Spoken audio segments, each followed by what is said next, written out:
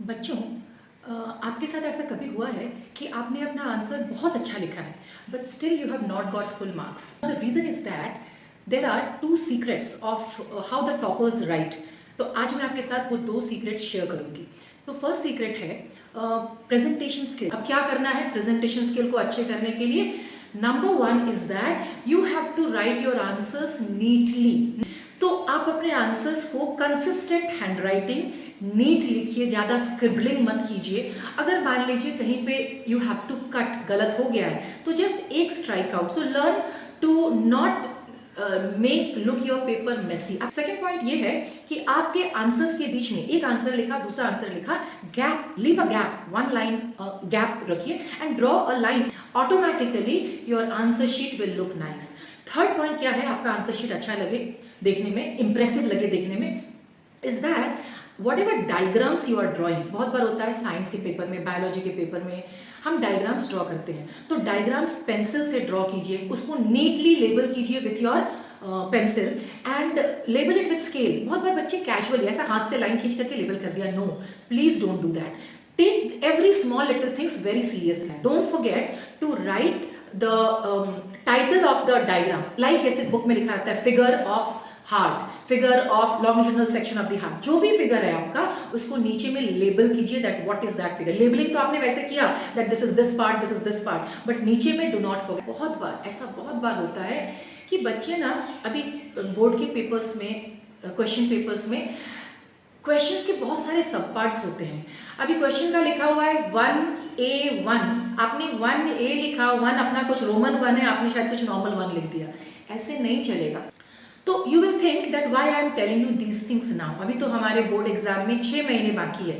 Now देखो, there are things, there are habits, हमें practice करनी पड़ेगी. अगर हम सोचेंगे कि कल मेरा बोर्ड एग्जाम है और आज मैं ये सोच के गई और कल मैंने बोर्ड एग्जाम में ये लिखा, तो ऐसे नहीं होता है. आपको ये दीज आर प्रैक्टिसेस जो हमें अपने हैबिट्स में लाना पड़ेगा. So that I right like this only from now on. जितने भी एग्जाम्स होते हैं, स्कूल के क्लास टेस्ट होते हैं, मैंने पहले वाली वीडियो में बोला था, स्कूल के क्लास टेस्ट है, स्कूल के टर्मिनल्स है, प्रीलिम्स है, जो भी है, यू हैव, इवन आप घर में आप प्रैक्टिस कर रहे हो, आप घर में प्रैक्टिस कर रहे हो, कोई आंसर्स लिख रहे हो, बिकॉज घर में प्रैक्टिस करना पड़ेगा. I am sure you are practising at home. So when you are writing the question answers, which I am sure you must be writing, क्योंकि आपको लिख के प्रैक्टिस करना ही पड़ेगा.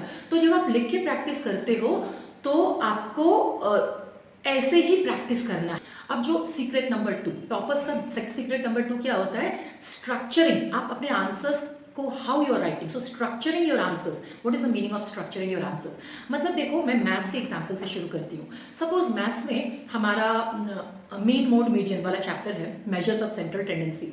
उसमें जब हमें मीन निकालना होता है, बहुत बार क्वेश्चन में वो मेंशन करके देते हैं that find out the mean using step deviation method और शॉर्टकट मेथड, डायरेक्ट मेथड, कुछ भी मेथड है दे विल मेंशन. तो वो जो मेथड है वो आपको, वो टेबल को तो याद रखना ही है. I am not talking about the table today, कि वो टेबल आपको याद रखना ही है, क्योंकि उसमें कॉलम्स में क्या क्या कॉलम आते हैं. जब आपको वो पता है तभी आप उस टेबल को करेक्टली बना करके यू कैन सॉल्व. फॉर्मूलाज तो आपको याद रखना ही है. सो आज आई एम फोकसिंग ऑन कि स्ट्रक्चर. तो स्ट्रक्चर कैसे करोगे? तो वो जो टेबल है, वो टेबल भी when you are drawing that table on your answer sheet, आप एग्जाम दे रहे हो, वो आंसर शीट ड्रॉ कर रहे हो विथ नीट पेंसिल स्केल, वो टेबल एकदम नीट होना चाहिए. उसके 2 फायदे हैं. क्या फायदा है? ऐसा बहुत बार होता है बच्चों दैट स्पेशली ये जो मीन मोड वाले क्वेश्चन होते हैं, इसमें ना questions are always easy, but ये क्वेश्चन लेंथी भी होते हैं, 4 नंबर 5 नंबर वाले क्वेश्चन होते हैं. Now in this question the children they make some और द अदर मिस्टेक. और मिस्टेक का सबसे बड़ा रीजन जो होता है, आप क्या नंबर लिख रहे हो ना, आपको ही बहुत बार, I have seen so many students, my students, they are writing 3 but they are not reading it as 3. वो पता नहीं उसको 8 पढ़ लेते हैं, कुछ और पढ़ लेते हैं. तो अगर आप ही अपने नंबर्स नहीं पढ़ पा रहे हो तो टीचर कैसे पढ़ेंगे? So the tables that you are writing, you are making, make nice table with pencil big, that आपका टेबल नीट होना चाहिए, पेंसिल से ड्रॉ किया हुआ nice table. And the numbers that you are writing, हर numbers को आप अच्छे से लिखो. ऐसे लिखो कि आपको कोई कंफ्यूजन नहीं हो, जैसा कि मैंने बोला, और आपने अच्छे से टेबल बनाया है तो जो भी फॉर्मूला है, लाइक मीन का जो फॉर्मूला है, स्टेप डिविजन मेथड का, क्लियरली लिखो. And answers you will definitely get right answers. It will look much more presentable. The answers you will get right, तो दोनों फायदा है, आंसर्स राइट भी मिलेगा आपको और वो बहुत ज़्यादा प्रेजेंटेबल लगेगा, अच्छा लगेगा. नेक्स्ट होता है जब हम मैथ्स में कोई भी फॉर्मूला से क्वाड्रेटिक इक्वेशन का कोई क्वेश्चन आया, हम सॉल्व कर रहे हैं, तो फॉर्मूला जो हम लिखते हैं वो फॉर्मूला को साफ लिखो. x is equal to minus B plus minus root B square minus 4ac upon 2a, वो फॉर्मूला को साफ लिखो. तो write the formulas neatly and जो फाइनल आंसर हमें आता है उसको box it, that where is your answer. So when you have highlighted it, when you have boxed it, teacher will not need to find your answers. So follow this method. And at the last I would want to tell you that just आप एक बार check करके देखो कि मैंने आपको जो बोला it works or not. So what you do is that आप कोई भी आंसर, एक कोई भी क्वेश्चन पेपर उठा करके, मैथ्स ले लो, साइंस ले लो, तो कोई भी क्वेश्चन पेपर उठा करके अपना आंसर्स को follow these methods and write, and then see you yourself see whether there is any difference. कोई भी डिफरेंस है क्या, जो आप पहले लिखते थे अभी लिखते थे, चेक करो. आपको धीरे धीरे धीरे अगर डिफरेंस दिखता है अच्छी बात है, नहीं दिखता है इसका मतलब बच्चों थोड़ा आपको एफर्ट डालना पड़ेगा और वो डिफरेंस लेके आओ.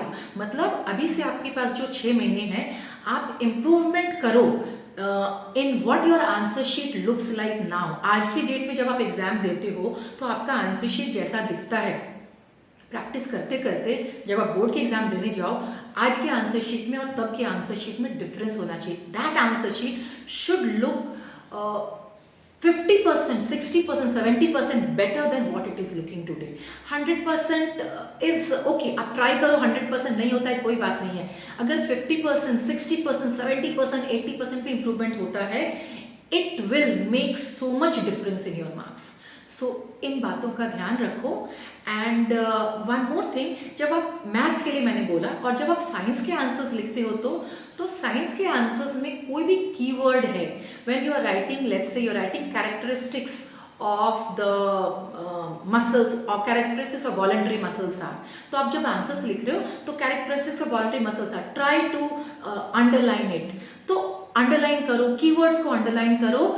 This small little things will make difference in your answer sheet. The way it looks, it will make a huge difference in your answer. Gradually you will note, gradually when you put in effort, आप effort डालोगे तो आपको difference दिखेगा. I'll again see you in the next week with some more tips for the board exams. And if you think that today's video has helped you, आपको मेरा video अच्छा लगा हो, तो प्लीज़ मेरे वीडियो को लाइक कीजिए, अपने फ्रेंड्स के साथ शेयर कीजिए और मेरे चैनल को सब्सक्राइब कीजिए. Thank you so much for watching my video. Thank you children. Keep studying and happy studying. Bye bye.